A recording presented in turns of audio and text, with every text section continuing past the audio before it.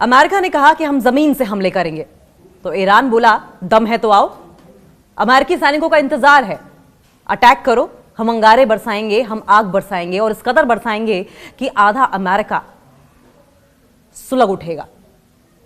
और पहले ही ईरान ने एक के बाद एक इतने ताबड़तोड़ अटैक किए हैं कि अमेरिका की हर 2 दिन पर बदलती हुई स्ट्रेटजी ये दिखाती है कि अमेरिका ने इस बात का अंदाजा भी नहीं लगाया था कि ईरान इतनी अग्रेसिवली रिटेलिएट करेगा, ईरान इस तरीके से पलटवार करेगा।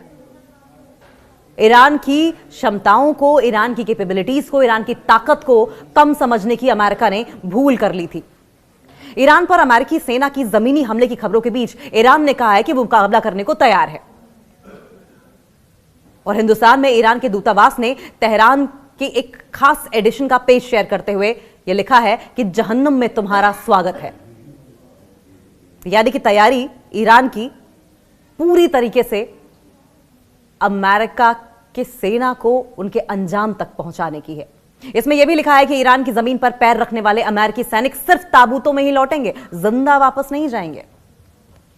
पेंटागन में ईरान में कई हफ्तों तक जमीनी कार्रवाई करने की तैयारी कर रहा है, ऐसी जानकारी आई थी। पेंटागन यानी कि अमेरिका का डिफेंस डिपार्टमेंट। सवाल यह है कि एक तरफ बात की बात होती है, एक तरफ डायलॉग की बात होती है, दूसरी तरफ हमले की साजिश रची जाती है। विश्वास कैसे किया जाए? और संभवतः पहली बार ऐसा होगा कि अमेरिका वो कंट्री बनकर खड़ा है कि अमेरिका के साझेदार भी, अमेरिका के सहयोगी, अमेरिका के दोस्त भी अमेरिका के ऊपर भरोसा नहीं कर पा रहे होंगे। इसका रीजन क्या है? इसका रीजन है आत्ममुग्ध, कॉम्प्लिसेंट डोनाल्ड ट्रंप। ईरान की सरकारी समाचार एजेंसी है इरना समेत कई ऐसी ईरानी मीडिया हैं, कई ऐसे मीडिया ऑर्गेनाइजेशंस हैं जिन्होंने ईरान की संसद के अध्यक्ष मोहम्मद बागर गालिबाफ का एक संदेश पब्लिश कराया। युद्ध शुरू होने के 30 दिन पूरा होने के मौके पर इस संदेश में गालिबाफ कहते हैं कि दुश्मन पब्लिकली बातचीत के संकेत देता है, जबकि पर्दे के पीछे जमीनी हमले की साजिश रच रहा है। इसे डबल स्टैंडर्ड्स ना कहा जाए तो क्या कहा जाए? उन्होंने यह भी कहा कि अमेरिका 15 पॉइंट्स की एक सूची के साथ अपनी इच्छाएं सामने रखता है, अपनी शर्तें सामने रखता है और फिर युद्ध खत्म करने की बात करता है।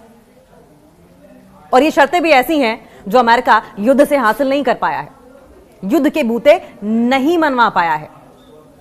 गालिबाफ ने यह भी कहा कि ईरानी सेनाएं अमेरिकी सैनिकों के जमीन पर उतरने का इंतजार कर रही हैं ताकि उन पर आग बरसाई जा सके। ईरान के आत्मसमर्पण के सवाल पर गालिबाफ ने अरबी भाषा में कहा कि ईरान का संदेश बिल्कुल साफ है और वो अपमान स्वीकार नहीं करेगा, वो नहीं झुकेगा। इस बीच कुछ रिपोर्ट्स में दावा यह भी किया गया है कि ट्रंप प्रशासन ने गालिबाफ को एक संभावित साझेदार के रूप में देखा था। यानी कि यही गालिबाफ है जो आंखें तरेर रहे हैं अमेरिका को। गालिबाफ को उन्होंने अपनी कठपुतली बनाने का सोचा था, अपने इशारों पर नचाने का सोचा था, लेकिन यहां पासा उल्टा पड़ गया। गालिबाफ को उन्होंने अपने साझेदार के रूप में देखा था और यहां तक कि भविष्य के एक नेता के रूप में भी देखा था। उन्हें लगा था कि गालिबाफ को वो अपने तरीके से इस्तेमाल करेंगे, लेकिन ऐसा हुआ नहीं। बड़ा झटका डोनाल्ड ट्रंप को लगा। जमीनी हमले की तैयारी क्या सच्चाई है? दरअसल पेंटागन ईरान में कई हफ्तों तक जमीनी कार्रवाई करने की तैयारी कर रहा है।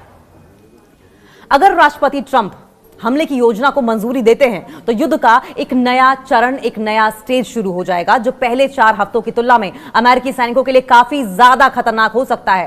क्योंकि पहली बार ऐसा होगा, अफगानिस्तान को अगर छोड़ दिया जाए तो बूट्स ऑन ग्राउंड अमेरिका की ओर से उतारे जाएंगे और यह अमेरिका के लिए ऐसा चक्रव्यूह होगा जिसमें वो फंसता नजर आएगा। क्योंकि एयर सुप्रीमेसी की अगर बात कर ली जाए तो महज कुछ ही ऐसे इलाके हैं ईरान के, वो भी आउटर इलाके, गिने चुने छोटे मोटे इलाके, ऑलमोस्ट नेग्लिजिबल अगर कहा जाए तो गलत नहीं होगा, जिन पर एयर सुप्रीमेसी अमेरिका दिखा पाया है। और अमेरिका तो अपने डिफेंस इक्विपमेंट्स, आर्मामेंट्स और एयर सुप्रीमेसी के लिए ही जाना जाता है। वहां पर भी ईरान के हाथों मात खानी पड़ी अमेरिका को। अमेरिकी सेंट्रल कमांड ने यह कहा कि युद्धपोत यूएसएस त्रिपोली इस इलाके में पहुंच गया है। सोशल मीडिया पर एक पोस्ट में बताया गया कि यूएसएस त्रिपोली जिस यूनिट का नेतृत्व कर रहा है, जिस यूनिट की अगुवाई कर रहा है, उसमें 5000 नाविक हैं और नौसैनिक भी हैं जो कई युद्धपोतों में तैनात हैं। रिपोर्ट्स में यह भी कहा गया है कि मौजूदा योजनाओं के मुताबिक जो प्लानिंग की जा रही है उसके हिसाब से ऐसे जमीनी ऑपरेशन पूरे पैमाने पर हमला नहीं होंगे, बल्कि सोशल ऑपरेशंस, फोर्सेस और जो ट्रेडिशनल पैदल सेना होती है, पैदल सेना के जवानों के मिले जुले दस्ते की छापेमारी अभियान होंगे।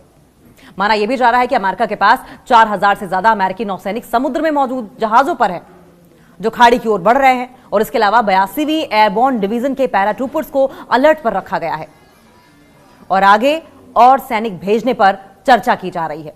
हालांकि इस बीच 3 देशों, जिसमें इजिप्ट है, सऊदी अरब है और टर्की है, मिस्र, सऊदी अरब और तुर्की के विदेश मंत्री पाकिस्तान में मिडिल ईस्ट के हालातों पर चर्चा करने के लिए जुटे हुए हैं। पाकिस्तान ने अमेरिका और ईरान के बीच बातचीत की मेजबानी की पेशकश भी की थी। और अब तक अमेरिका ने क्या कहा है? इसी महीने की शुरुआत में ट्रंप ने पत्रकारों से कहा कि मैं कहीं भी फौज भेज रहा हूं, लेकिन इसके तुरंत बाद उन्होंने यह भी जोड़ दिया कि अगर भेज रहा होता तो यकीनन आपको नहीं बताता। यानी अपनी ही बातों से यू टर्न ले लेना, अपने ही खोदे गड्ढे में गिर जाना, यह डोनाल्ड ट्रंप की पुरानी आदत है। अमेरिका के विदेश मंत्री मार्को रूबियो ने कहा कि अमेरिकी अपने लक्ष्य बिना किसी जमीनी फौज के भी हासिल कर सकते हैं। सवाल यह है कि अगर आप कर सकते थे तो पिछले 1 महीने में किया क्यों नहीं? उन्होंने यह भी स्पष्ट किया, यह भी साफ किया कि हालिया सैन्य तैनातियों का मकसद ट्रंप को ऑप्शन देना है। उनके शब्दों में, हम हमेशा राष्ट्रपति को हालात के हिसाब से फैसले बदलने के लिए ज्यादातर अवसर देने को तैयार रहते हैं और फैसले बदलने में तो डोनाल्ड ट्रंप माहिर हैं। अमेरिकी सेंट्रल कमांड ने बताया कि युद्धपोत यूएसएस त्रिपोली इस रीजन में पहुंच गया है। अमेरिका पर अविश्वास कोई नया नहीं है। देखिए, जो घटनाएं हो रही हैं, जिस तरह की स्टेटमेंट्स अमेरिका की ओर से दी जा रही हैं और उसके बाद यू टर्न, कोई नई बात नहीं है कि अमेरिका पर भरोसा नहीं किया जा सकता, और खासकर तब जब अमेरिका के प्रेसिडेंट डोनाल्ड ट्रंप रहे हैं। ईरान की संसद के अध्यक्ष गालिबाफ ने अमेरिका पर जो अविश्वास जताया है वो पहली बार नहीं है। हालांकि पर्दे के पीछे क्या चल रहा है इसकी कोई जानकारी नहीं, लेकिन एक बात साफ है, 1979 की क्रांति के बाद से ईरान की पॉलिसीज बहुत हद तक, बहुत बड़े पैमाने पर पश्चिमी राजनीति यानी कि वेस्टर्न पॉलिटिक्स, कल्चर और वैचारिक प्रभाव के विरोध में आकार लेती हैं। यानी कि 1979 के क्रांति के बाद से ईरान वेस्टर्न पॉलिसीज के खिलाफ खुलकर खड़ा रहा है और वो अमेरिका और इजराइल को अक्सर अपने मुख्य कॉम्पिटिटर्स के रूप में देखता रहा है। 28 फरवरी को शुरू हुआ वो मौजूदा युद्ध जेनेवा में अमेरिका और ईरान के बीच इनडायरेक्ट न्यूक्लियर डायलॉग के तीसरे दौर के सिर्फ 2 दिन बाद ही शुरू हो गया था। न जाने क्यों अमेरिका इस बात पर अड़ा हुआ है, ये बात साबित करना चाहता है, ईरान के ऊपर ये तोहमत लगाना चाहता है कि ईरान न्यूक्लियर वेपन्स बना रहा है, जबकि ईरान बार बार मना कर चुका है कि हमें तबाही में यकीन नहीं है, हम बस अपनी देश के आवाम के लिए न्यूक्लियर पावर बनना चाहते हैं। हमें nuclear missiles, nuclear bombs, nuclear हथियार नहीं बनाने हैं, हम न्यूक्लियर एनर्जी का इस्तेमाल करना चाहते हैं। पिछली गर्मियों में भी ईरान पर हमले उस समय हुए थे, शुरुआत तभी हुई थी जब अमेरिका और ईरान परमाणु वार्ताओं में लगे हुए थे। अमेरिका और ईरान के बीच में न्यूक्लियर पावर को लेकर बातचीत हो रही थी। तो एक तरफ तो बातचीत हो रही थी और दूसरी तरफ अमेरिका की ओर से हमले कर दिए गए, इजराइल की ओर से हमले कर दिए गए, और इजराइल हमले भी कर रहा था तो अमेरिका के बूते। तो ऐसे में बातचीत का मतलब क्या हुआ? और इसी के चलते ईरान और इजराइल के बीच 12 दिनों तक युद्ध भी चला था और अमेरिका ने ईरान की 3 अहम परमाणु सुविधाओं पर बमबारी की थी। ईरानी ऑफिसर ने क्या कहा? ईरानी ऑफिसर्स कहते हैं कि किसी भी समझौते को इस कसौटी पर नहीं देखा जा सकता। इस कसौटी पर हम देखते हैं कि 2015 के समझौते से ट्रंप के हटने के बाद अमेरिका पर भरोसा किया जा सकता है या नहीं जा सकता। यानी कि ईरान के लिए डोनाल्ड ट्रंप जब 2015 में हटे थे या सत्ता में जब आए थे, तभी से अमेरिका पर भरोसा करना मुश्किल हो गया था और अब वे पहले से भी ज्यादा संदेह कर रहे हैं। यानी कि 1% भी चांसेस नहीं है ईरान के अमेरिका के ऊपर भरोसा करने की। कोई खास वजह नहीं है, क्योंकि जितनी वजह है वो अविश्वास की दी गई है, फरेब की दी गई है, दगाबाजी की दी गई है। सऊदी अरब ने हालांकि इस बीच आपको यह भी बताया कि 10 ड्रोन रोके हैं। कतर के टीवी चैनल पर भी अटैक हुआ है। इस बीच अगर संडे की दोपहर की बात की जाए तो सऊदी अरब ने कहा है कि उसने पिछले कुछ घंटों में 10 ड्रोन को मार गिराया है। गल्फ के जो दूसरे देश हैं, जिनमें यूएई और कुवैत भी शामिल है, उन्होंने भी रात भर हमले होने की बात कही है। कतर के टीवी नेटवर्क अल अरबी ने कहा है कि तेहरान में उसके टीवी चैनल के ऑफिस को एक मिसाइल हमले से नुकसान हुआ है। नेटवर्क ने सोशल मीडिया प्लेटफॉर्म एक्स पर एक पोस्ट में एक वीडियो शेयर किया जिसमें मलबा, बहुत सारी डेब्री, बहुत सारा टूटा हुआ कांच दिखाई दे रहा है और यह साफ नहीं है कि मिसाइल किसने लॉन्च की।